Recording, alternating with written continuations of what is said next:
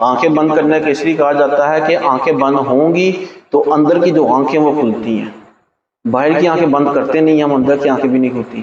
اندر کی بھی آنکھ ہے، دماغ کی الگ آنکھ ہے، دل کی الگ آنکھ ہے آپ کی. باہر کی آنکھ بند کی ہم نے تو دماغ کی آنکھ کھل جاتی ہے، ہم دنیا کو دیکھنا شروع کر دیتے ہیں. کبھی وہ سوچ آ گئی، کبھی یہ آ گیا. یہ بھی دماغ کی آنکھ ہے، اس کو بھی بند کرنا ہے. صرف آنکھ بند کرنا ہے، ساری آنکھیں بند کرنی ہے، صرف جو پڑھ رہی ہیں وہ والی آنکھ کھولنی ہے، اس پر توجہ دینی ہے ہم نے. پھر اس کا فائدہ ہوتا ہے ذکر کا. کوئی بھی ذکر کریں، یہ نہیں کوئی بھی ذکر کریں.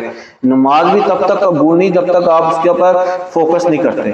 کہتے ہیں نماز اتنا پڑھو کہ اللہ آپ کو دیکھ رہا ہے یا آپ اللہ کو دیکھ رہے ہو. تو ذکر میں بھی ہر ایک میں بھی نماز ایک پریکٹس ہے.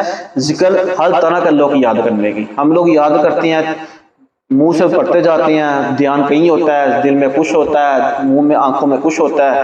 اس طرح فائدہ نہیں ہوتا ذکر کا. بے شک آپ 100 سال لگے رہو، ذکر کا فائدہ تب ہوگا تب صرف ذکر کو سننا ہے، ذکر کو محسوس کرنا ہے، ذکر کو ہی دیکھنا ہے بس. اس کے علاوہ تیسرا کام کوئی نہیں ہوگا، پھر فائدہ ہوگا. یا ذل جلالی والاکرام، یا ذل جلالی والاکرام، یا ذل جلالی والاکرام.